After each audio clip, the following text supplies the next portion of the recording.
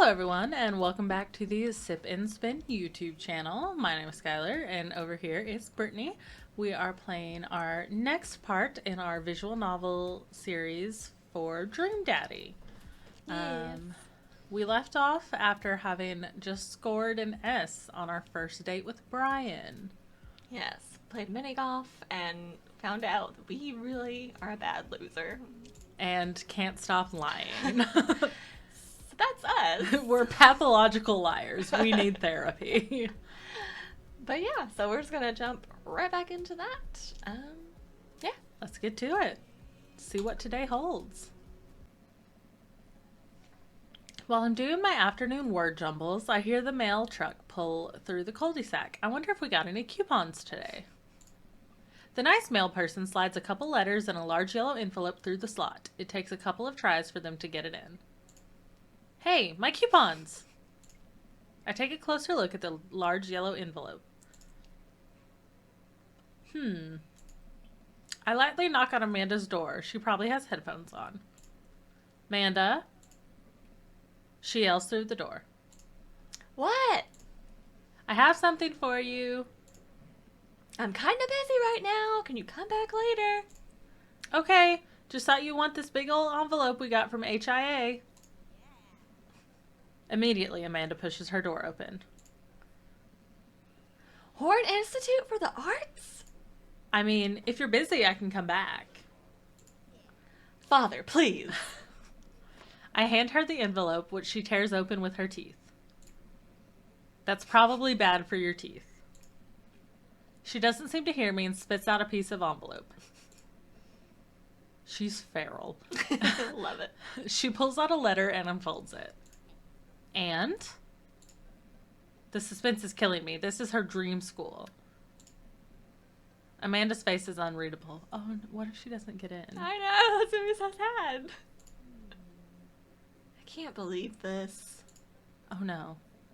Oh, honey, it's okay if you didn't. I got in! Oh, yay! Oh! I got in! Amanda tosses the letter aside and gives me a big hug. Oh. Congrats, sweetie. That's amazing. I'm so proud of you. She pulls away and looks at the letter again. Oh my god. I really can't believe I got in. Well, of course you got in. You're a great student. You nailed that interview and your photography is incredible. Wait, Dad. I know this one's really expensive and it's so far away. I think for a moment. HIA was one of the more expensive schools that Amanda applied to, but I know she's had her heart set on it for the longest time. It'll be tough, but we're going to make it work. Really? Of course. Amanda hugs me again. Thanks, Dad. Okay, sweetie, we're celebrating tonight. Dinner, your choice, wherever you want. Wherever? That's pretty. It is. Amanda and I walk along the bayside, tearing into our foil-wrapped burritos from a nearby food truck. Nice. You could have chosen anywhere in Maple Bay. Cost was not a determining factor. Please, Dad. You know I'm a simple gal. Just give me a Rito with a view. I can't say I'm mad.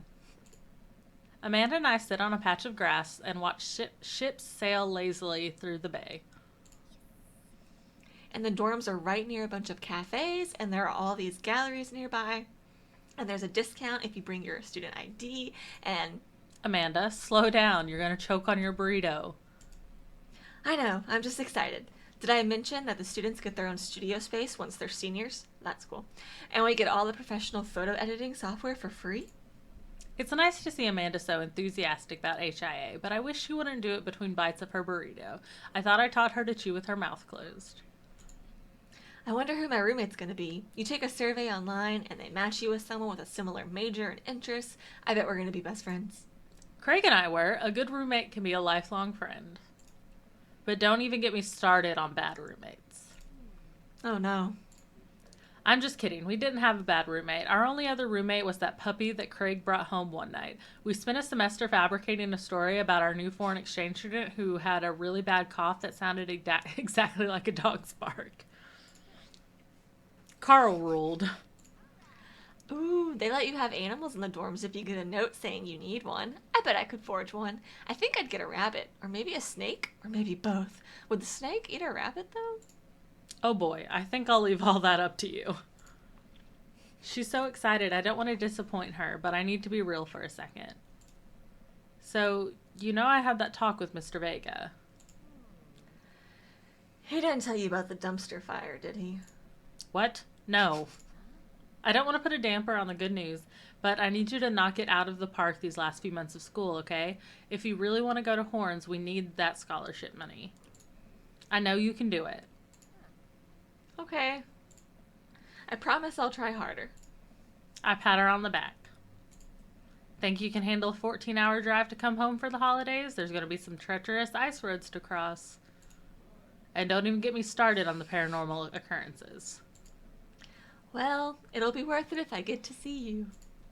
My eyes immediately well up with tears. Oh, Dad, don't cry. Sorry, I'm just very, very proud of you. You're all grown up now, and you're such a good person, and I hope you know how important you are to me. Dad, stop. You're gonna make me cry, too. It's too late, honey. It's happening. Dad, I can't get tears in my burrito. It's gonna make it taste sad. I pull Amanda in for a hug and kiss her on the forehead. Love you, kiddo. Love you too, Pops. That was so sweet. Short. Okay. Oh, we have mail. Matt. Hey, Tim. What are your feelings about poker? Beyond hardly knowing her. Poker? I hardly know her. There it is. Well, good talk.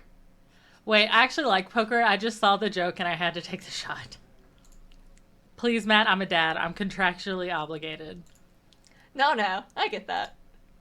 Anyway, we've been playing weekly poker games, and I figured I should send an invite your way. That sounds great. I love losing money.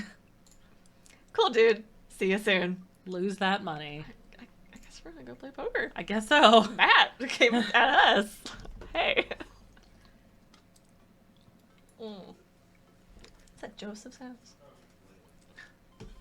Oh dear. What did you spell? I did. Matt invited me to a poker night at Joseph's house. I put on my going out coat and walk over. Across the way, I spot Matt, who's walking over from his own house. He's got a case of beer under his arm. Crap, I should have brought something. Hey, man. That's so cute. Crap, I should have brought something. No worries, man. It's your first time. Just bring a full wallet. How long have you guys been at this for? Years, buddy. Just a nice way to keep in touch with the guys. It's never really high stakes. You say that now. But I'm here. And I'm competitive. A terrible loser. We pass through the fence enclosing Joseph's backyard. Craig, Brian, and Joseph hover around the patio, drinking beer and chatting. Robert sits in the corner, brooding as usual. Tim, glad you could make it. So am I. I'm psyched to take all your money. Just like old times.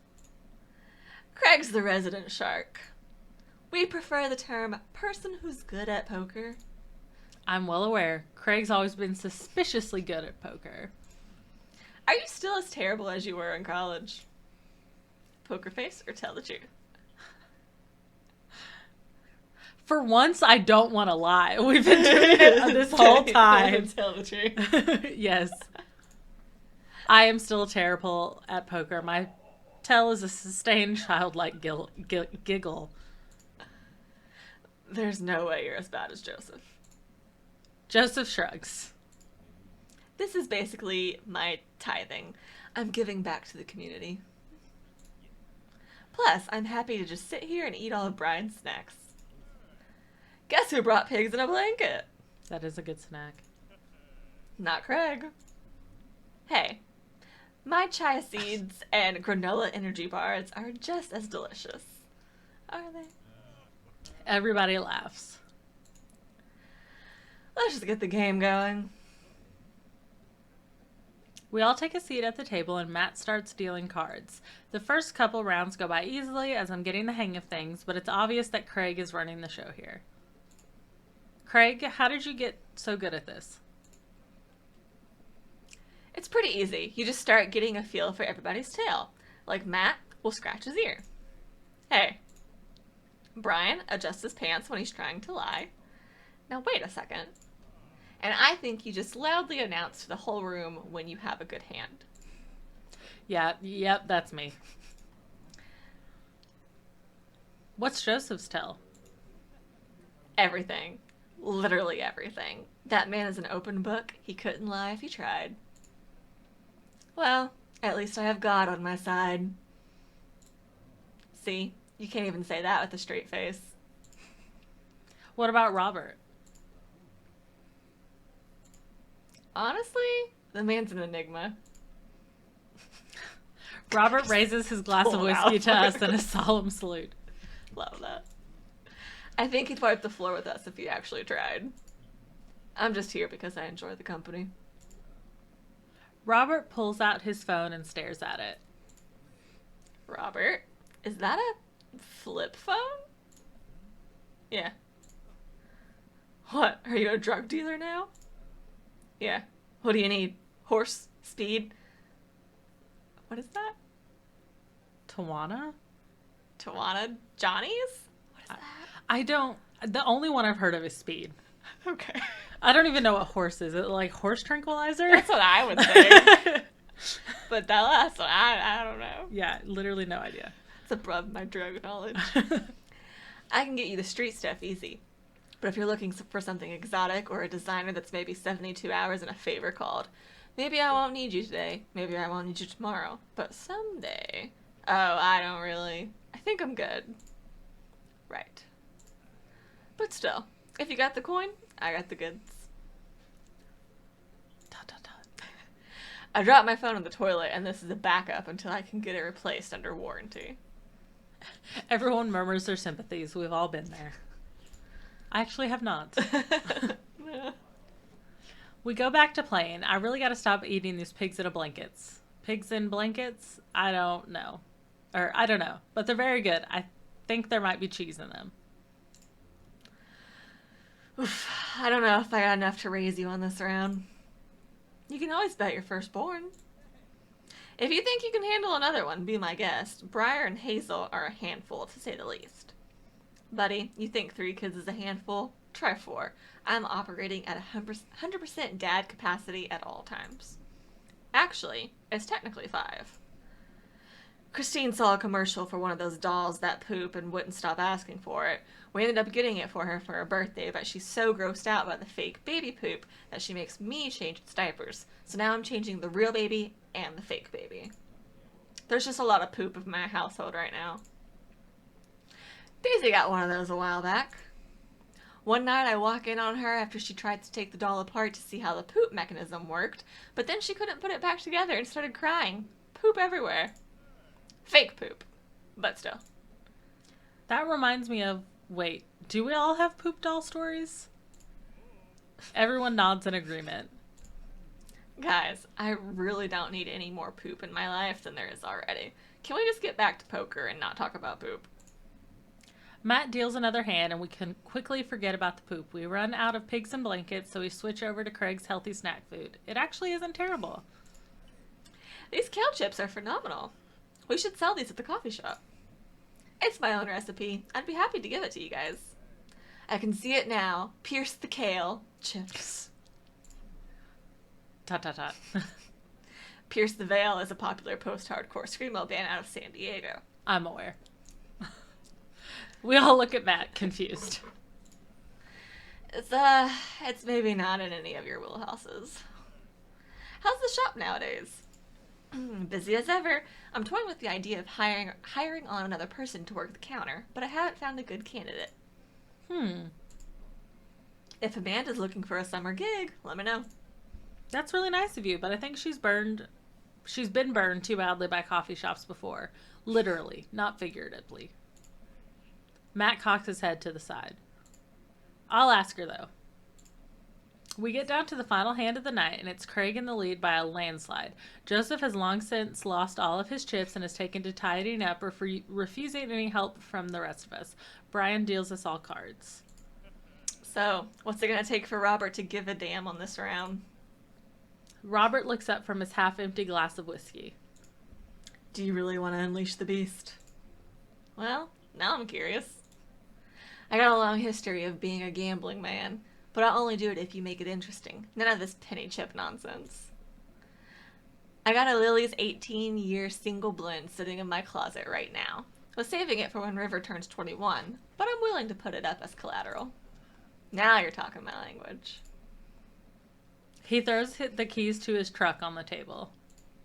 She's seen better days, but she can still pull a tree trunk out of the ground. Nope. Myself and everyone else at the table immediately folds. Deal the cards, Braga. Are you guys sure you wanna... You heard the man. Deal. Brian deals the next round of cards. Craig stares daggers at Robert, who casually sips his whiskey. So, I know what you might be thinking. Robert put his old workhorse up for grabs. His only mode of transportation, at times in his life, his only home. How could he be so sure of his abilities in gambling? I'll tell you right now, Craig. I wasn't always like this. I was a lot like you. Smart, talented, cocksure of my own luck, great biceps. But it didn't last long, though. Did you hear the music change? Yeah. Uh-oh, it's getting real. I lost everything in a game of Pai Gow in the back room of a Shazon tea house on what I thought was a 3-day business trip. Everything gone. Clothes, money, identification, you name it. I woke up in a ditch near the park and had to make my life new from there. It took me 3 years to beg, borrow, and steal my way back to American soil. And in those 3 years, I saw the greatest depths of human fear, loved deeper than I ever had, and lost it all many more times over. I've seen my own death, Craig. I know how I die. It's not like this. So let's make this more interesting. He's dramatic as fuck. This is some dialogue I'm having to say. Robert produces the deed to his house from his jacket and tosses it on the table. I cannot. Oh my god. Keep hitting that. Sorry. Oh, you're fine. All I have and all I am. Are you prepared to go the distance? Craig wipes the sweat from his brow. He studies Robert's face intently, searching for any sort or tell. I think maybe it's supposed to be of. Yeah, for any sort of tell that he can find. Robert casually sips his whiskey again. I fold. Everyone erupts. Fine, the whiskey is yours. And that's why you don't dance with the devil. So what was it? Were you bluffing, or did you have the cards? That's for me to take to my grave, fellas. Next week, boys? Next week. You got it. I'll be there. Mm-hmm. Sure thing, or I almost had a heart attack. I mean, yeah, I almost had a heart attack, but let's go. Sure thing. This has been very relaxing, and I sincerely doubt I will wake up in a cold sweat thinking about it tonight. Again, we lie. We're so good at it. Keep working on that poker face, Tim. We all say our goodbyes and head our separate ways. So if he can't lie in poker, Dramatic. but he lies at everything else. Right? Jeez. Okay. Should we stick with Brian, or do you want to date someone else? I mean, I want Brian to be endgame, so if you would like to go on a date with someone else... I mean, if you wanted to be endgame, I say we just dig in. All right, let's go on another date with Brian. My man. Is that too pushy? I don't know. I don't know if you're supposed to break it up or not. I don't know either. I'm like, I feel like... Because click on it. Because see how there's 3 hearts? Yeah, so I feel like every date we go on is another heart, because I think that's how it was when I was dating Joseph on my Switch. It's like you went on 3 dates and then that's the end. So it's like, Go on a date. let's go on a date. Yeah. He seemed to like us. We're going to go fishing, and we suck at it. Oh, God. Yeah, I forgot about that. Oh, it tried.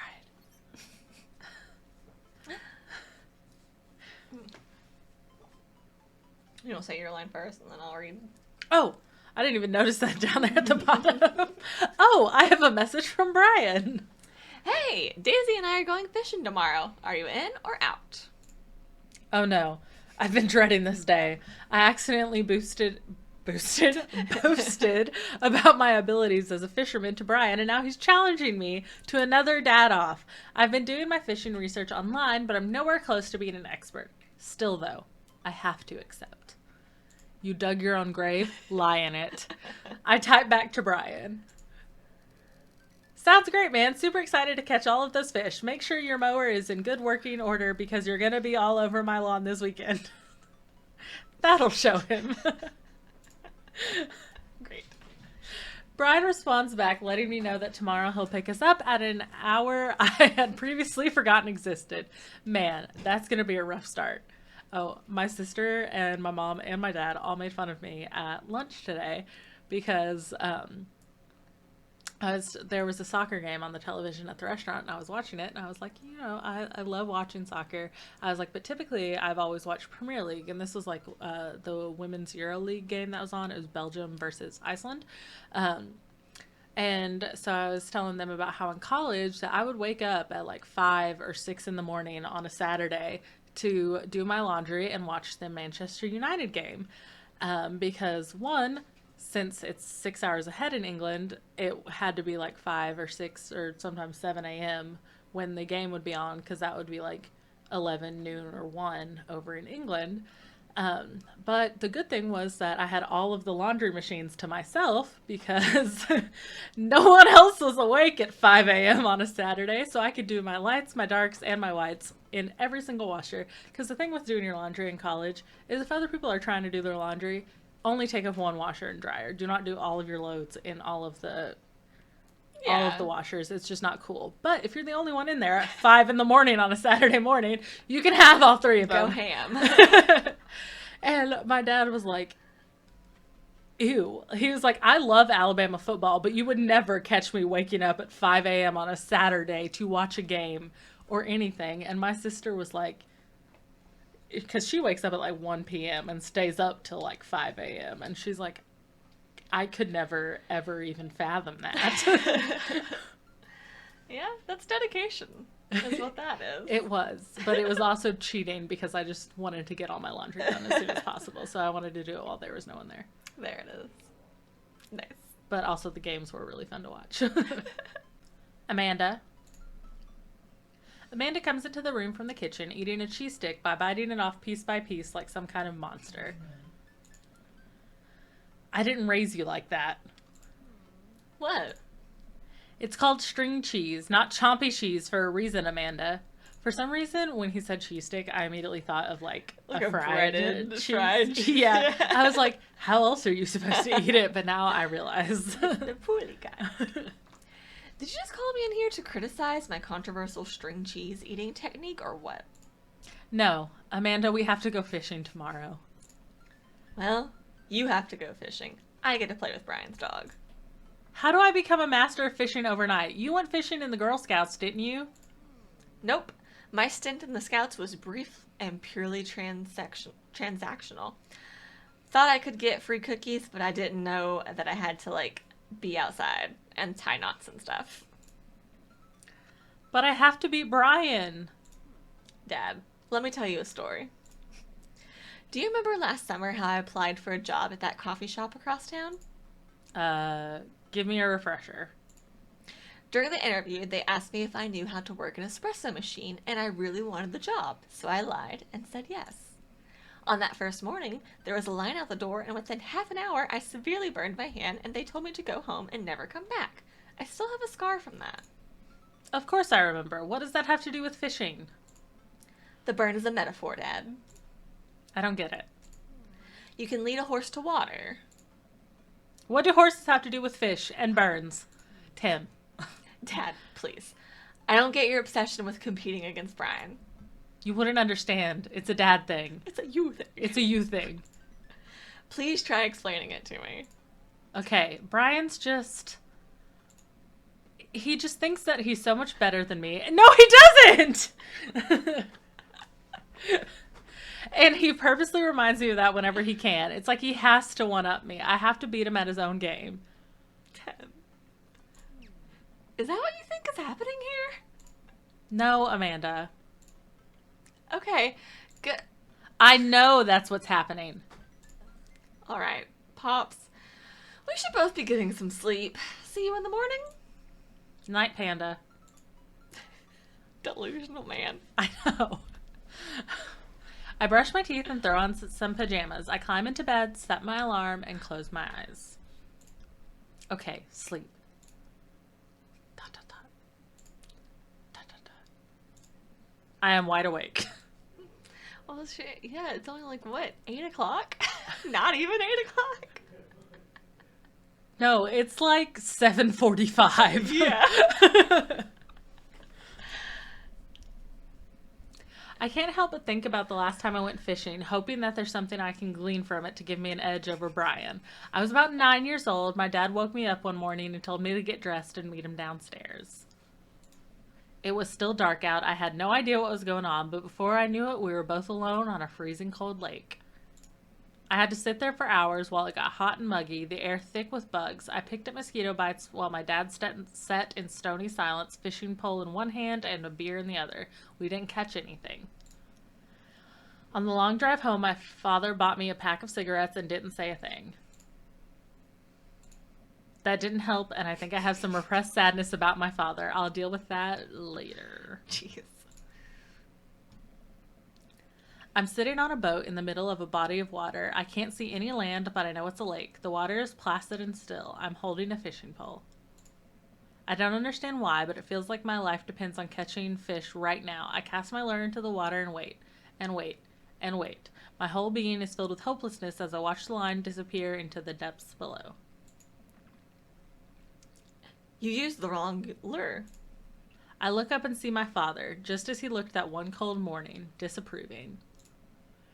I'm panicking now. I pull the lure up and try to grab a different one, but all of the lures in my tackle box are the exact same. I look up to my father for guidance, but he's gone. I try casting again, but I can't hold my footing. My boat tips over. I'm so sorry. Oh, you're good.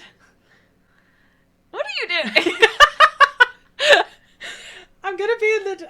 Okay, listen. I have to do this. She's on Duolingo right now. I have to do this. You don't understand. Well, then I'm going to pause it. I just fucking flew through some Welsh, though.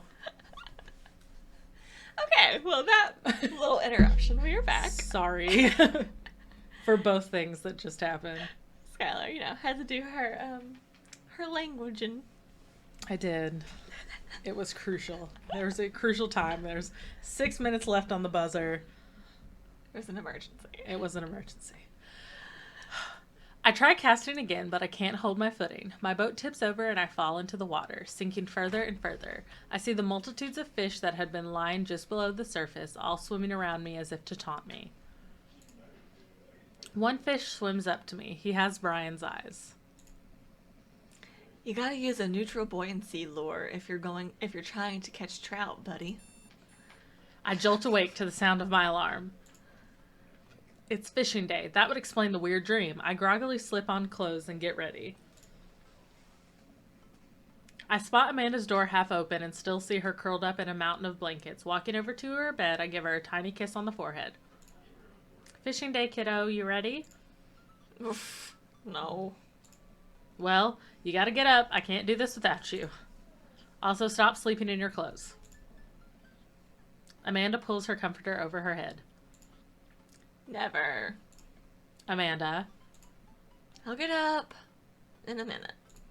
All right, Brian should be here in 20, so you better not just go back to sleep.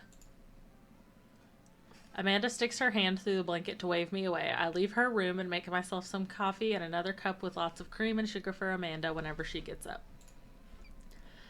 Amanda eventually wanders in and chugs her coffee while I do word jumbles. I hear the doorbell ring. That must be Brian. Still rubbing our eyes, we walk outside to see Brian. He's decked out in fishing gear. Daisy's falling asleep next to him. Early bird gets the worm, buddy. You ready to fish? I was born ready. My eyes narrow in on Brian. It's a good day to die. Hop on in, guys. Let's get this fishing party started. I walk over to the driver's side door and open it. Woof, woof. Brian's dog immediately hops into the driver's seat, wagging his tail furiously. Can I see your license, sir? Maxwell, let Tim sit. Maxwell obediently hops into the back to cuddle with Daisy. Amanda settles in next to Maxwell and Daisy and immediately falls asleep. You ready for an adventure? I'm ready for glory. Cannot. I struggle to stay awake as we drive to the outskirts of town. Country music plays quietly from the radio as I watch trees pass by. Brian, everyone has to have a flaw. That is a big flaw. So where exactly are we headed? It's about an hour north of here. Little spot I've been going to since I was a kid. My dad used to take me there all the time. I don't think anybody else knows about it. I brought everything we need so we can catch some trout, have a nice little fire, and enjoy the nature. My fishing pole is in the shop, getting it tuned up. Do you maybe have an extra I could borrow? But of course, it's probably not as nice as it sounds like yours is, though. Right. I am digging a hole here. I stare out at the forest lining the highway. The sun is just barely over the horizon, scattering dusty pink light through the trees. For a split second, I spot a deer grazing on the side of the road before it leaps back into the brush. After a nice quiet drive, Brian eventually tells me to pull off the highway and onto a dirt road. The car bumps along until we reach a clearing that opens up to a magnificent lake. Well, here we are. I step out of the car and help Brian unload our gear as Maxwell runs around us barking. The kids wake up and wander to the shore where Daisy tries to teach Amanda how to skip rocks. Brian and I carry the tackle boxes and cooler down to the edge of the lake where he has a canoe waiting. Ah, great. It's still in one piece. Hold on. Help me out with Maxwell. I help Brian place a tiny dog-sized life vest onto Maxwell. Aww. Woof, woof. All right, your turn. Brian hands me a lime green life vest. Maybe if I fall in, you'll save me. I can swim, thanks. No thanks.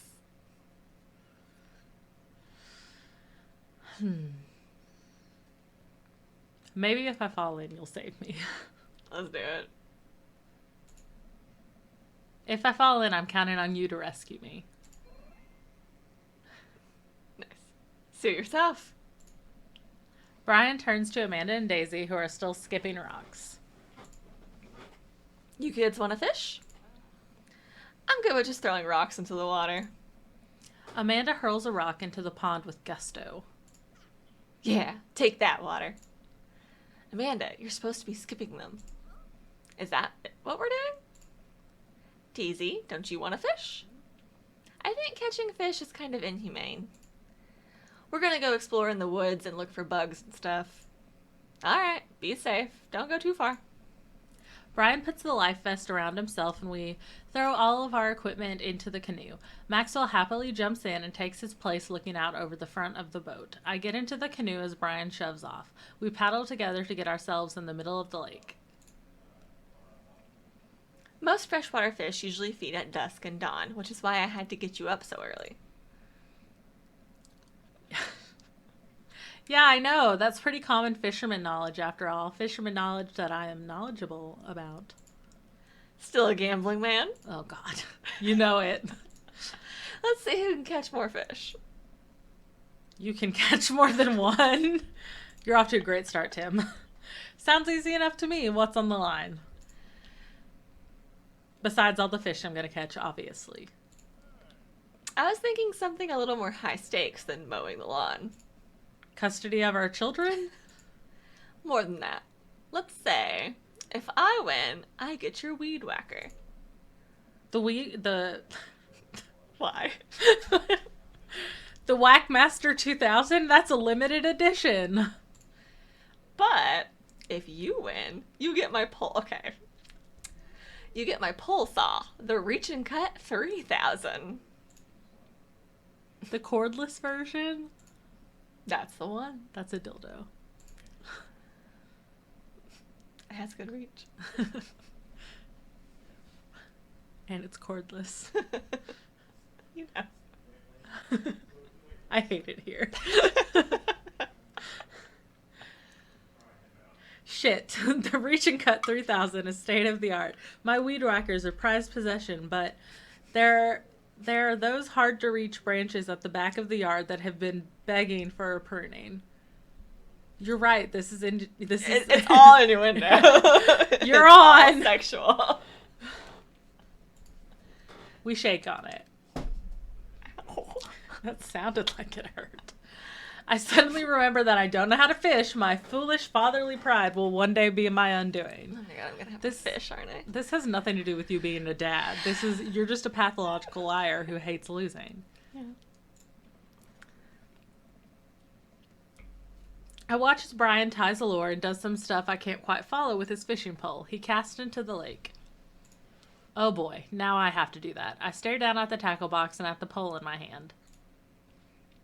Put some bait on the hook, insult the fish. Stretch before physical activity. I feel like there's one correct answer here. I mean, it's obviously insult the fish. Yes. Call him a dirty loser. I'll cook it. Please don't.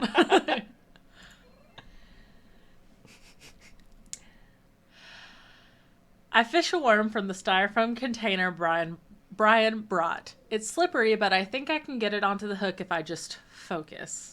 Maybe you'll have to... Oh God, I'm bleeding. Oh God, the blood's everywhere. Great. I thought you were going to have to I know, do it myself. Yeah.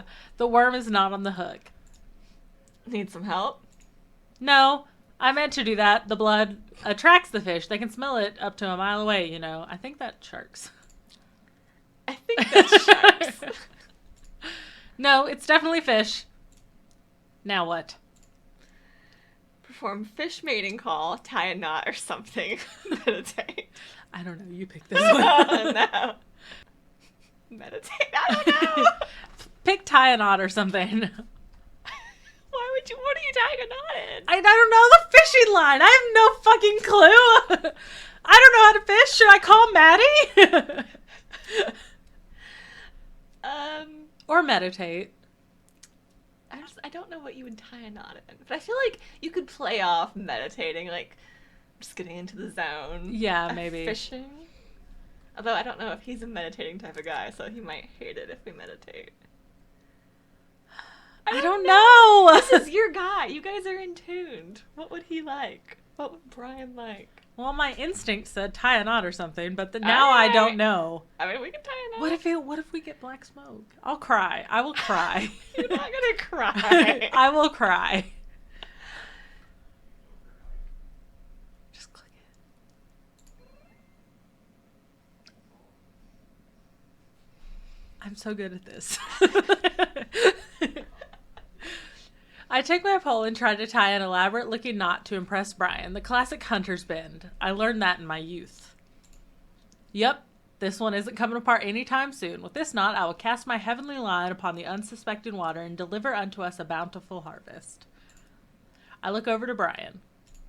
He doesn't seem to be paying attention. Oh, no. Let's cast this sucker. I pull my rod back and launch the lure as hard as I can. And the lure flies off the line and sails far, far away, landing in the lake with a loud sploosh. Sorry, I judged the wind speed wrong. This cold air drives the pressure down.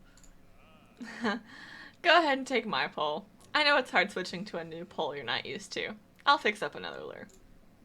Brian hands me his pole with a smile, and I just sit there, feeling like an idiot. Oh, God. Fishing around here is easy. To group up, all you gotta do is line up 3 of the same species and reel them. Oh, it's a matching game. Okay. I need to match 3 of the same species. I can't tell which. Oh, that's you. Oh, reading your line. Sorry, I was looking at all the fish trying to find the matching 3. I need to match 3 of the same species. I can't tell which fish is which. Okay. Yep.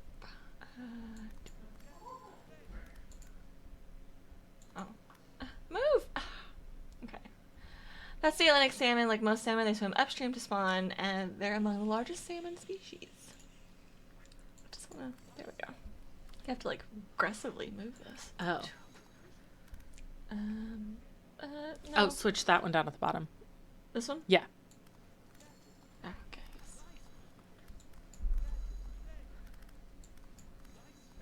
God, the brown ones look so similar. That one right there. Those two.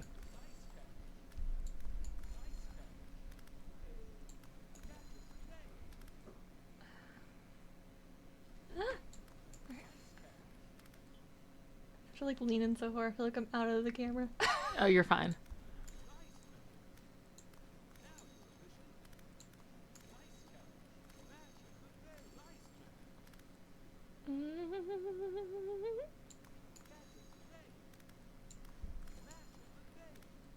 Some of these are very aggressive. I know. Whoa. Oh, that's a good one. Oh, he looks fancy. How do I get another one of those? I wonder if it's like a mix and match. Like the rainbow trout is like one of the... I don't know. Don't trust me, though. I have no idea. I'm losing steam! These two. Everything's blurring together. Those two. Okay.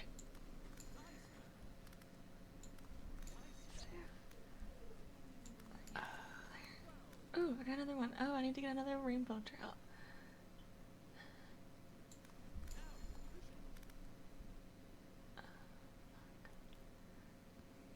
Now I feel like that was the secret all along. Oh, good. That was stressful. Good work. I wish I could have made another rainbow trout. Wow, this is way tougher than I thought. I look over to Brian, who's smiling and obviously enjoying his time out here on the lake. I will crush him. God, Tim! Suddenly, the fishing pole jumps in my hand. I reflexively tug upwards. I think I got something big. The tip of the pole dips down repeatedly and the line starts to run. Reel it in. I finally get the fish right up next to the boat. It's a long, beautiful rainbow trout. Brian hands me a net. It's all yours. I lean down and notice that my hands are shaking with excitement. This fish is bigger than all the ones Brian's caught. That pole saw is mine. All mine. Oh no. The entire canoe tips over with me. I find myself sinking into the lake. I should have taken the life vest. Brian will save you. All of a sudden, I'm embraced under the water and pulled into Brian's arms.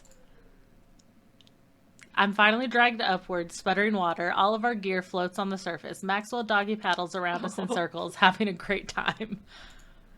You all right? Does that count as one? Well, seeing as all of our fish are now swimming safely back in the lake, I guess so. Brian laughs. Let's get you to shore. Brian and I flip the canoe back over and fill it with our now soaking wet gear. We row back to shore with Maxwell in tow. Once we get to the beach... Hey, Skin. Hello. Once we get to the beach, Maxwell darts off into the woods. Brian takes off his shirt. Dots of lake water glisten in the sun across his strong back. Man, all that general contracting must have built that guy like an ox. Calm down, Tim. I hope he doesn't notice me staring. I'm gonna get a fire going so we can dry off. Want to hand me yours? Yes, okay. I reluctantly take off my own shirt and toss it to Brian. I suddenly wish I had done more sit-ups in my life. Or any sit-ups at all, really. Another thing you've bested me in, stupid, sexy Brian. This is like the enemies to lovers arc, where only one of them is aware that they're enemies. Yeah. You might as well fry that shirt up. Seems like it's the only lunch we'll have. The day is young. We can fish from the shore. Once Brian gets the fire going, I sit and try to dry off my pants. Brian sets a couple lures out by the water's edge. We're probably gonna have to put the kibosh on the competition for now. Never heard of that saying. Me either. Until another day. My stomach growls. You hungry? Oh, I'm fine. Brian reaches into his cargo shorts and pulls out a few granola bars. I have a small child. I am flushed with snacks. Brian joins me by the fire, and I accept the cargo short granola. And now, we're back to waiting. Where did the girls get off to? Shouldn't they be back by now? I wouldn't worry about it too much. They're a couple of smart kids. That's what I'm worried about. They're too smart. They've probably established a small rural government by this point and installed themselves as leaders. I take a look around at the sun cresting the tree line, casting the entire lake in a warm golden glow. The forest seems to be coming alive now. Birds chirp in the distance. Wow, nature is beautiful. A mosquito bites me. I slap my neck and curse. Nature sucks. That's all it takes is one fucking mosquito. Here you go, bud. Brian hands me a bottle of bug spray. I begrudgingly take it and douse myself. Ugh, I've always hated how this stuff smells. Really?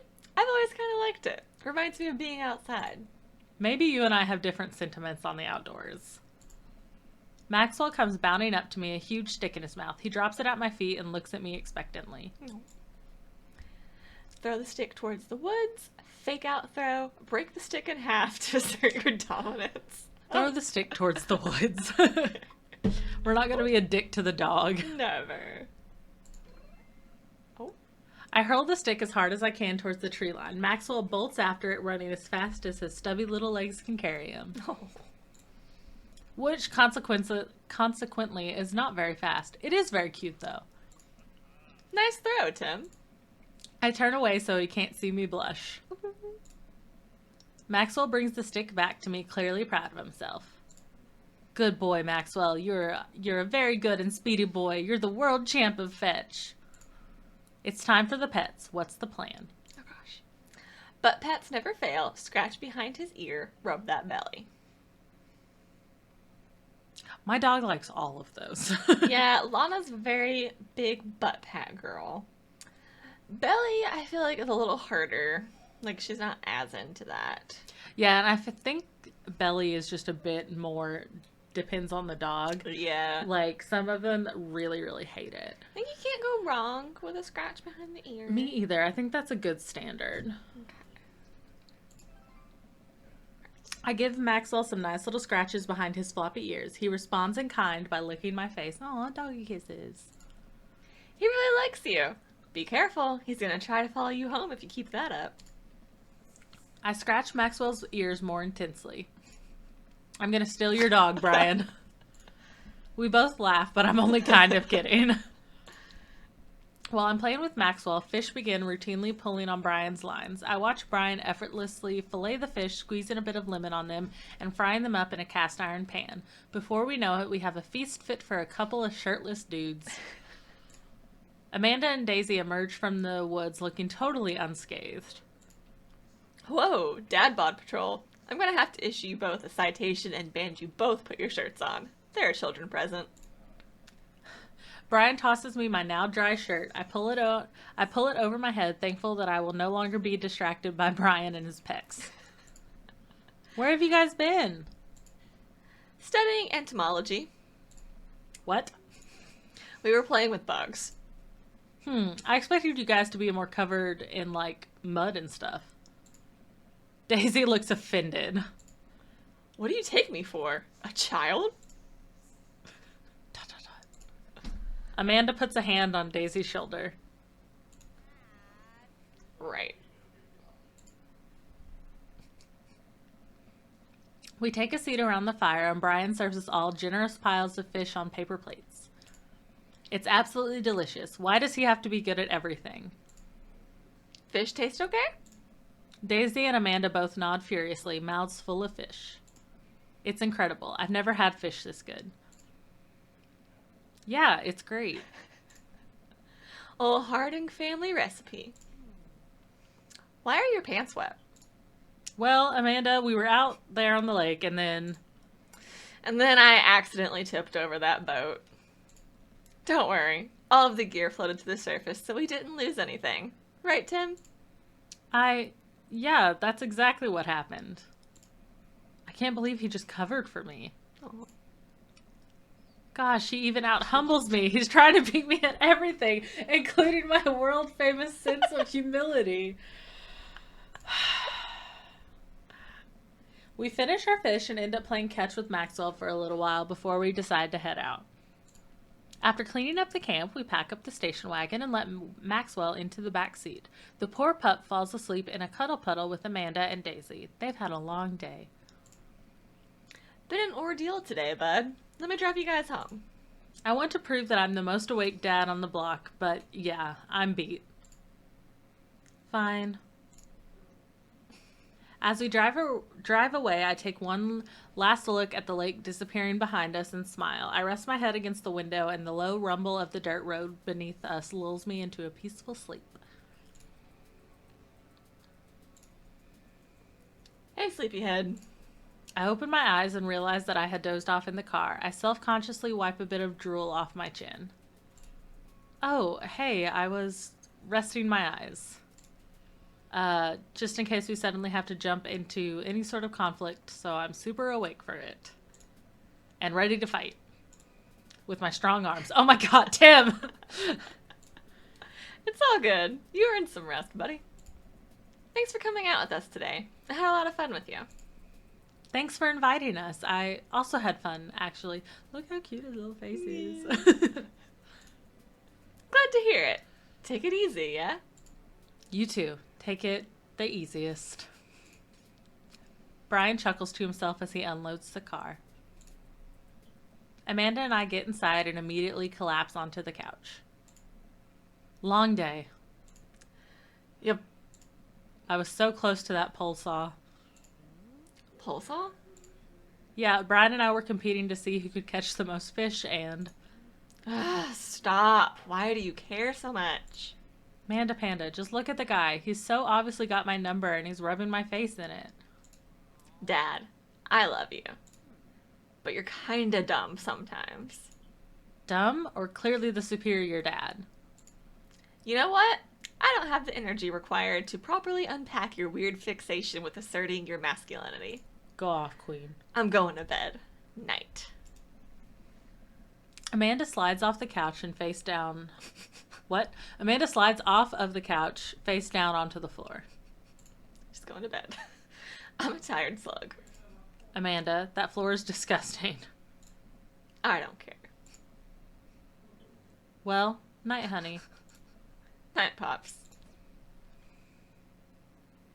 How do we do on this date? Let's see. We got the most points in Hawaiian shirt. I would just like to point out I am... Oh, we got 98 million points this time. Or 987 million points this time. No? You got S again. No, 98 million points. So that's good, right? I don't know. I hope so. But we have... I don't know. Is it because I didn't catch that rainbow trout? We didn't do better? I don't know, but then I don't really know how these bars I work. don't either. I'm not even sure if they're real. Like, why do we have so many points in Hawaiian shirt other than the fact that we both got shirtless? And we're both wearing Hawaiian shirts. Kind of. Ours is Hawaiian.